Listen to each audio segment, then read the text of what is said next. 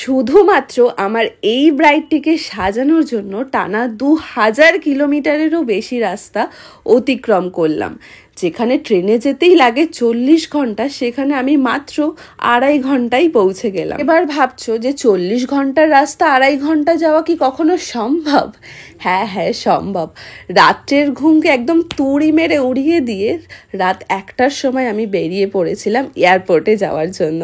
আর এটা ছিল আমার লাইফের ফার্স্ট প্লেন জার্নি। প্রথমবার প্লেনে করে পুরো আকাশটা দেখবো, সেটা নিয়ে একটু এক্সাইটেড তো ছিলাম, কিন্তু এয়ারপোর্টে আমাকে একটা বিশেষ কারণে আটকে দেওয়া হয়। কারণটা আমার কাছে সেভাবে বিশেষ কিছু না হলেও আমার লাগেজ ব্যাগটিতে, যেটা আমার সাথেই ছিল, সেই ব্যাগটিতে একটি ব্যাটারি থাকে এবং ব্যাটারিটা ওদের কম্পিউটার স্ক্রিনে পপ আপ হতে থাকে এবং এতে বলা হয় যে এই ধরনের ব্যাটারি ক্যারি করা যাবে না।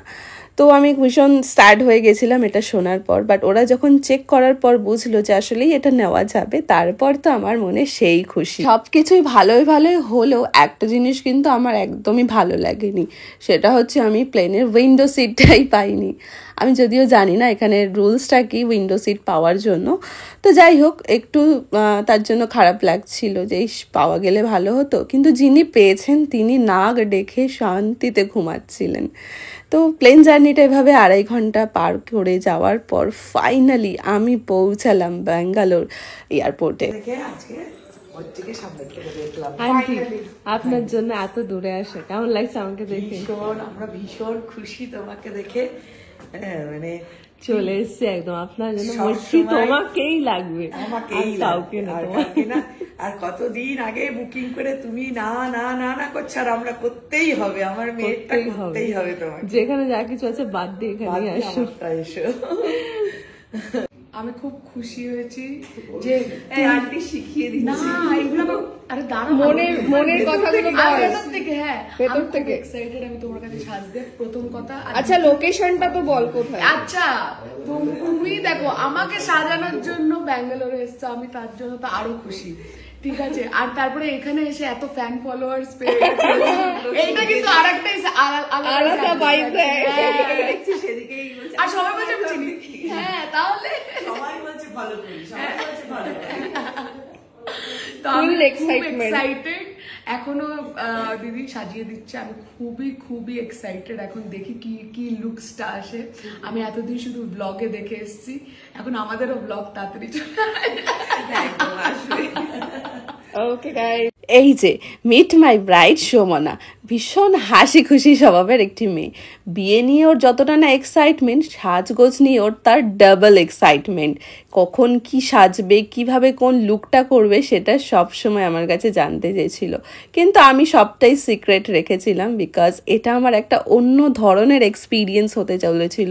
একদম কলকাতার ওয়েস্ট বেঙ্গলের বাইরে গিয়ে এরকমভাবে একটা ব্রাইডকে রেডি করে তোলা সত্যি আমার কাছে একটা অন্য রকমের এক্সপিরিয়েন্স। খুব করে চাই আমি ওর ভিডিও ব্লগস এগুলো নিই। আমি ওয়েট করছিলাম এতক্ষণ ধরে। কখন করবে? কি গ্লোয়িং লাগছে তোমাকে দেখতে, পারফেক্ট। লেট তো অলরেডি করেছে সবার মতনই, ব্যাঙ্গালোরে এসেও লেট, আর কি করা যাবে। খুব ভালো লাগছে দেখতে। সিদ্ধির ফটোশুট কমপ্লিট হয়ে যাওয়ার পর ওকে এইভাবেই গায়ে হলুদের জন্য আমি রেডি করি। আর এখানে গায়ে হলুদটা একটু অন্যরকম ভাবে হয়েছিল, বরের বাড়ি এবং মেয়ের বাড়ি দুটো একসাথে করে গায়ে হলুদ হয়েছিল।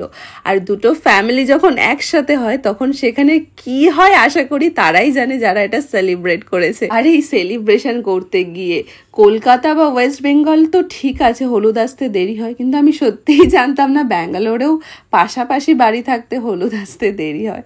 এটা হচ্ছে আমাদের ব্রাইড, কেউ দেখে বলবে না ও ব্রাইড, বাট ও স্টিল ব্রাইড। কেন আমি খুব ছোট, আমার জাস্ট 14 বছর বয়স, আমি জাস্ট বেবি। আমি যে বেবি ব্রাইড। চলো সবকিছু মিটে যাওয়ার পর আমার বেবি ব্রাইডকে নিয়ে চলে গেলাম আর একটা ভেন্যুতে। এবার শুনে না ও কিভাবে সাজতে চায়। সুমনা, প্রচুর ব্রাইডের কাজ দেখেছো আমার প্রোফাইলে, আর তার জন্য এখানে আসা তোমার জন্য সব থেকে আগে। তো কেমন লুক এক্সপেক্ট করছো তোমার জন্য? মানে ফার্স্ট অফ অল তো থ্যাংক ইউ সো মাচ, তুমি এত দূর থেকে যে ব্যাঙ্গালোরে এসছো আমার জন্য টাইম বের করতে পেরেছো, really thankful for that.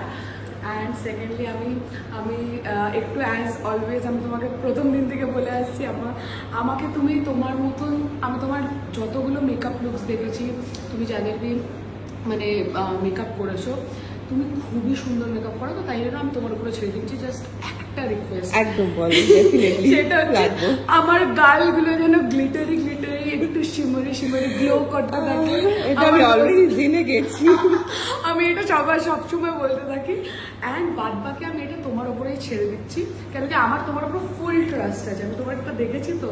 Thank you so much, you can do the best.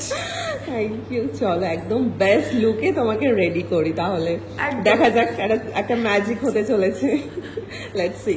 চলো, ব্রাইডকে রেডি করতে করতে একটা জিনিস তোমাদের না বললেই নয়, সেটা হচ্ছে এখানে আসা প্রত্যেকটি উপস্থিত আত্মীয় স্বজন, এমনকি রান্নার লোক থেকে শুরু করে ব্রাহ্মণ পর্যন্ত আসেন কলকাতা থেকে। তার কারণ হলো সুমনার ফ্যামিলি মানে বাবা মা থাকেন বারাসাতে, তাই তো কলকাতা থেকে এত আত্মীয় স্বজন, এবং আমাকেও পর্যন্ত আন্টি ব্যাঙ্গালোরে নিয়ে যান। প্রথমবার তো ব্যাঙ্গালোর নামটা শুনেই আমার যেন কেমন একটা মনে হচ্ছে, না না এত দূরে কখনো না। আমি কলকাতা ওয়েস্ট বেঙ্গলের মধ্যে কাজ করি ঠিক আছে, কিন্তু এর বাইরে হয়তো আমি কখনো যাব না, বা আমি যাওয়ার সাহসও রাখবো না। কিন্তু আন্টির কথা কি বলবো, মানে সুমনার মা আমাকে এতটাই মন থেকে ভালোবাসেন, সত্যি ওনার মতন মানুষ আজকের দিনে অন্তত দেখা যায় না। আমাদের দেখাশোনা থেকে শুরু করে কোথায় কোনো রকম অসুবিধা হচ্ছে কিনা বা সব কিছু ঠিকঠাক হচ্ছে না, পুরো দায়িত্বটা আন্টি নিজের হাতে নিয়েছিলেন। আর আমি সত্যিই জানি না একটা মানুষের মাথায় কিভাবে এত রকম প্রেশার থাকে। ওনার মতো মানুষ ছিল বলেই, বা হয়তো উনিই ছিল বলেই আমার এই জার্নিটা কিন্তু কমপ্লিটলি সাকসেসফুলি হয়েছে।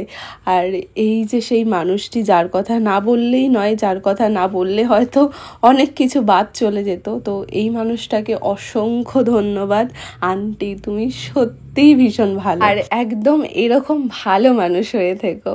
এই যে আমার ব্রাইডও কিন্তু সাথে সাথে রেডি, তোমরা প্রত্যেকে দেখে জানিও সুমনাকে তোমাদের কেমন লাগছে।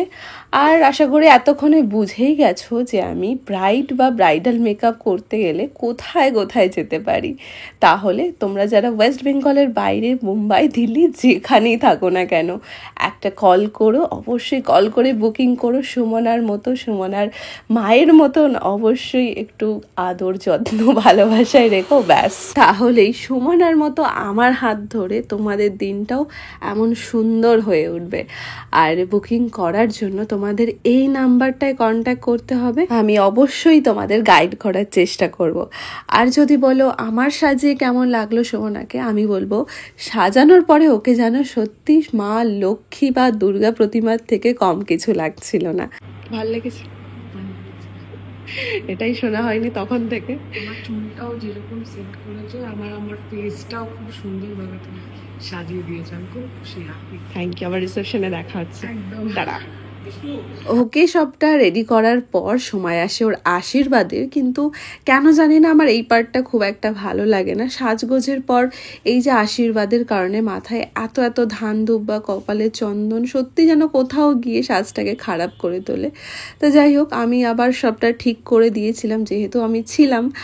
আর তারপর ওর বিয়েটাও সুন্দরভাবে দেখলাম, কত একদম যেন অন্য রকম একটা অন্য ভাইবস তুলে দিচ্ছিল। তো এটাই ছিল আমার আজকের ব্রাইডের স্টোরি। তোমাদের কেমন লাগলো পুরো স্টোরিটা অবশ্যই জানিও, আর সবাই খুব ভালো থেকো। টাটা সবাইকে।